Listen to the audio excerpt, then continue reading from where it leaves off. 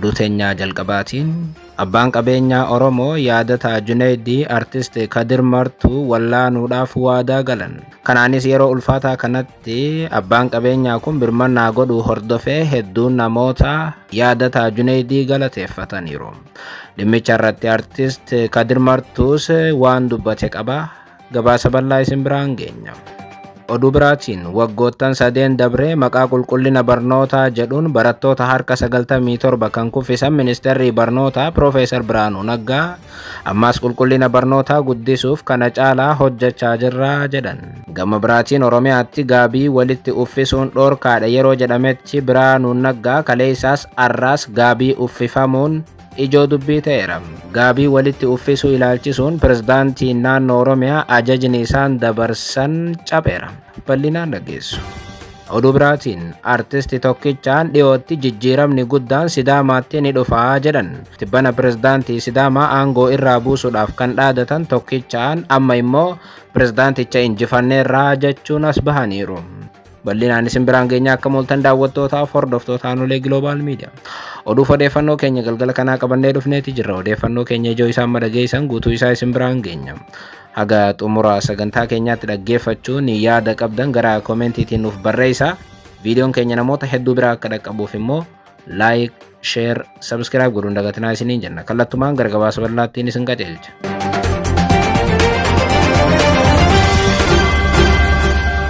Oduu teenyaa jalqabaatiin abbaan qabeenyaa Oromoo yaadataa Junaydii artist Kadir Martuu wallaanuudhaaf waadaa galan. Kanaafis yeroo ulfaataa kanatti abbaan qabeenyaa kun artistii kanaaf birmannaa godhuu hordofee hedduun namootaa yaadataa galateeffataniiru. Yeroo ammaa artist Kadir Martuu UK magaalaa Maanchesteritti dhukkubsatee hospitaalatti yaalamaa akka jiruu fi haala ulfaataa keessatti akka argamu mirkaneesseera. Artist Kadir Martuu hospitaala itti yaalamaa jirurraa BBC fi Oromiyaa Miidiyaa Neetwoorkii waliin afgaaffii taasiseen eelaa bara dheeraatiin miidhamee akka yaala argachaa jiru ibseera. Sagalee laafaadhaan haala keessa jiru irratti miidiyaalee faana kan dubbate Kadir Martuu dhibeen waggaa 20 oliif obsee qabadhee jirutu narra jira jedhan. Wayyaaneetu na cabsee jechuun ka'umsa dhibee isaas ni dubbatam. Artistiin kun walleewwan warraaqsaa sabni akka mirga isaatiif falmatu kakaasaniin ni beekamam. Ammoo ofiifis uummata Oromoo birattis akka qabsaa'aa gameessaatti ilaalamam. Seera qabsoo keessatti caboonis cabsuunis ni jira kan jedhu wallisaa Kadir Martuu ani saba kiyyaaf hojjedheen cabe isaanis waan gaarii ani hojjedhe kana inaafanii na cabsan jechuun aarsaa saba isaatiif kaffaletti akka hin gaabbine dubbateera. Yeroo sana kan isaan na cabsan eelaan isaa ammallee na dhukkubaa jira kan jedhu artist Kadir Martuu bakka ciisurraa yaada BBCf kanneen isa kanaaf wallaansa baqaqsanii yaaluu naaf taasisanii jechuun himeera. Lafeen isaa caphee wallaansa dhabee ture amma yeroo baqaqsanii yaaluun taasifamuuf akka itti hammaate hima. Artist Kadir lafee cinaachaatu na caphee ture baqaqsanii yaaluun wallaanameera bakka biraatiin nagaan qabaa jedhama. Walumaa galatti dhukkubbii hamaan akka itti dhagaamu dubbata. Wallisaan kun hedduun namoota waa'ee isaatiin immoo yaaddawaniiru. Dhukkubsachuun amaloota namaa keessaa tokko yoo ta'u artist Kadir Martuu garuu sababa qabsoo irra tureef erga dhukkubsatee waa wallaansaa dhabuun hedduu namoota yaachiseera. Kanaafis uummanni bal'aan Oromoo Kadir Martuu gargaaruudhaaf maallaqa walitti qabuuf sochii wayita eegalanitti oduu gammachiisaan tokko arra waaree booda dhagahame. Haaluma kanaan abbaan qabeenyaa guddichi Oromoo yaadataa Junaydii dhukkubsachuu artist Kadir Martuutiin wal qabatee Kadiriin dhimma kee hunda anaatu itti gaafatamummaa fudhata jechuun wallaanuudhaaf beellama seenee fi jiraachuun ibsameera. Wallaansa irraa eegalee waan barbaachisu mara akka godhuuf yaadataan Kadiriif waadaa galee jedhame. Artist Kadir Martuutis siree bakka ciisu irraa ol ka'ee miira gammachuutiin karaa feesbuukii isaatiin yaadataa Junaydii galateeffateera.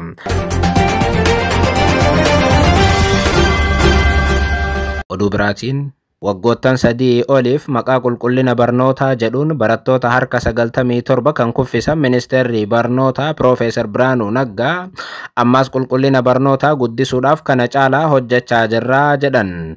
Gama biraatiin Oromiyaatti gaabii walitti uffisuun dhoorkaadha yeroo jedhametti Biraanuu Naggaa kaleessaas arraas gaabii uffifamuun ijoo dubbii ta'eera. Manneen barnootaa hedduun wayita kaampii waraanaatti jijjiiramaa jiranitti mana barnootaa ijaaruudhaaf ministeerri barnootaa dhagaa buuraa kaayan. Baajata mootummaa federaalaatiin kan ijaaramu manni barumsaa moodeela sadarkaa lammaffaa Aagaa Xeenxanoo godina Gujii bulchiinsa magaalaa Shaakkisootti eegaleera. Manni barumsaa moodeelaa kun ministeera barnootaatiin kan ijaaramu ta'uu hoogganaa itti aanaan biiroo barnoota Oromiyaa Dr. Galaanaa Waldamikaa'el mirkaneessaniiru. Manni barumsichaa baasii birrii miliyoona 500 oliitiin kan ijaaramuu fi baatii 10 fi 12 keessatti kan xumuramu ta'uu Dr. kun dabaluun dubbatan. Mootummaan federaalaatii fi naannoo sadarkaa hundatti manneen barnootaa sadarkaa isaanii eeggatan ijaaraa jiraachuus eran. Manneen barnootaa ijaaruu qofaa miti. Mana barnootaatti barattoonni akka baratan godhuun murteessaadha jedhu komattoonni. Sirna eegalchiisa ijaarsa mana barumsichaa irratti ministeerri barnootaa Profeesar Biraanuu Naggaa argamu miidiyaan biyyattii gabaaseera. Sagantaa sanarratti argamuun haasawa kan godhan Profeesar Biraanuu Naggaa qulqullinaa fi dhaqqabummaa barnootaa guddisuudhaaf tattaaffiin taasifamaa jiraachuu eran. Profeesar Biraanuun yeroo kanatti sirna barnootaa bu'uuraan jijjiiruun dhaloota itti aanu kan biyya ofii ijaaru oomishuuf tattaaffiin taasifamaa jiraachuu eran. Sagantaa har'aa irratti haasawa Biraanuu Naggaa caalaa namoota hedduutti gaafii kan ta'e waa'ee gaabiiti. Ji'a 9 dura pirezidaantii mootummaa naannoo Oromiyaa obbo Shimallis Abdiisaa Oromiyaa keessatti qaamonni gariin waanuma xixiqqaa wa'ii hojjetanii wal shallamaa oolu, gaabii walitti uffisaa oolu erga jedhanii booda abadan kana booda namoota Oromiyaa keessatti gaabii walitti uffisan hin dhiifnuu jechuun dhaadatanii turan. Oromiyaa keessatti ammaan booda piroojeektii abbaa barbaadee ibsuu dandeessa. Diggisiin hin danda'amu. Wal shallamuun gaabii walitti uffisaa ooluun faallaa isaanii Profeesar Biraanuu Naggaa garuu kaleessa Arsitti gaabii uffifaman, har'a Gujiitti gaabii uffifamuun mul'atan. Profeesar Biraanuu Naggaa ወደ መድረክ ጋብዛለሁ። የራሱ ጥሪ ተደርጋችሁ Profeesar Biraanuu Naggaa የኢፌዴሪ ትምህርት ሚኒስትር ሞቃለ ጨብጨባ ያስፈልጋል። አሁን ሲኬቲቪ አበቲን ገዳም ወንፈጣ ኦሚሳፊ كنا أبوات المفروض ترجموا مورا لاسفلقال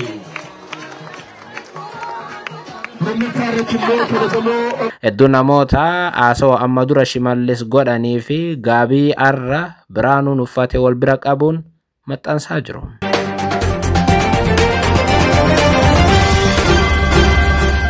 Oduu biraatiin artisti tokkichaan dhiyootti jijjiiramni Sidaamaatti ni dhufaa jedhan. Tibbana pirezidaantii Sidaamaa aangoo irraa buusuudhaaf kan dhaadatan tokkichaan amma immoo pirezidaantii kana injifanneerraa jechuun dubbatan. Haaluma kanaan ji'ootaaf atakaaroon Sidaamaatti deemaa erga ture booda xiqqoo miidiyaa irraa baduun callisanii kan turan artistiin saba Sidaamaa har'a miidiyaatti deebi'uun ni jirraa jedhan. Ji'a dabree pirezidaantiin Sidaamaa saamicha raawwachaa jira, malaammaltummaadhaan qabeenya uummataa saamaa jira jechuun pirezidaantiin kun hatattamaan akkuma kantiibaa magaalaa Hawaasaa akka seeraan gaafatamu akkasumas akka aangoorraa ka'uu waamicha godhaa turan. Artistiin saba Sidaamaa tokkichaan saba Sidaamaa biratti guddoo kan jaallataman tokkichaan battaluma inni miidiyaa hawaasaatiin duula kana jalqabe uummanni Sidaamaatis isatti dabalame pirezidaantichi akka aangoo gadhiisu gaafachaa turan. Dhimmi kun Sidaamaa keessatti muddama uumuu hordofee pirezidaantiin Sidaamaa aangoo akka gadhiisu uummanni gaafachuu hordofe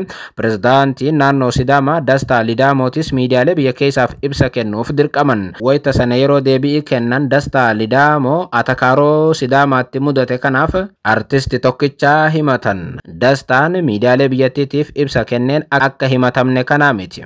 Naannoo Sidaamaa keessatti hojii hedduu hojjechaa jirraa jedhan. Malaammaltummaa wanti jedhamus hin jiru. Himannaalee amma artistiin kun irratti dhiyeessan hin fudhadhu jedhan. Osuma jennu artisti tokkichaan nama Sidaamaa hin beeknedha kan jedhan Dastaa Lidaamoo afaan Sidaamaatiin sirba malee Sidaamaas miti jechuun eenyummaa isaa jijjiiruuf yaalan. Pirezidaantichi amma dhugaa dubbanna taanaan artistii kana osoo ija hidhanii Hawaasaa irraa bakka biraa kiiloomeetira 30 fageessanii ija irraa hiikanii tokkichaan nama beekee magaalaa Hawaasaatti deebi'uu mitis jechuun walumaa galatti artisti tokkichaan akka nama jaamaa ta'e wa'iitti ibsan. Pirezidaanti Dastaa Lidaamoo battala pirezidaantiin kun ibsa kennee tokkichaan homaa hin beeku jedhetti uummanni naannoo Sidaamaa irra caalaatti pirezidaanticha mormuun tokkichaa jaallachuu jalqaban. Boodarra jidduun ayyaanni Cambalaalaas dhufee haalli jiru hammaachaa dhufu hordofee mootummaan naannoo Sidaamaa Dastaa Lidaamootiin hoogganamu sirbi tokkichaa tasuma Sidaamaatti akka hin dhaggeeffatamne uggure.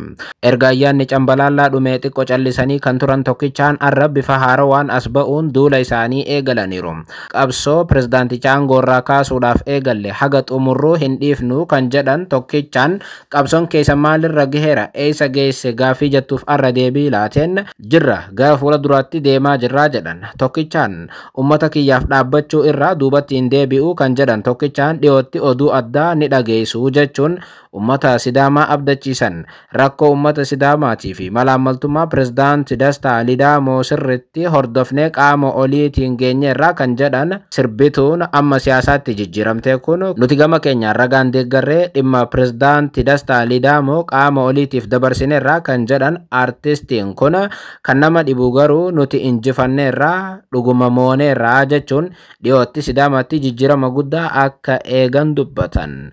Pirezidaantichi akkamiin akka injifatan garuu bal'inaan waan ifa godhan hin qaban. ስለዚህ አሁን ደግሞ ከሚመለከተው አካል መልስ እየጠበቅን ነው። የሚመለከተው አካልም ደግሞ ቆንጆ መልስ እንደሚሰጠን ተስፋ በማድረግ ላይ ነው ያለነው። ሁሉ ነገር መልካም ሆኗል። ድል አርገናል፣ አሸንፈናል እና አለሁኝ ለማለት ያህል ነው። አለሁኝ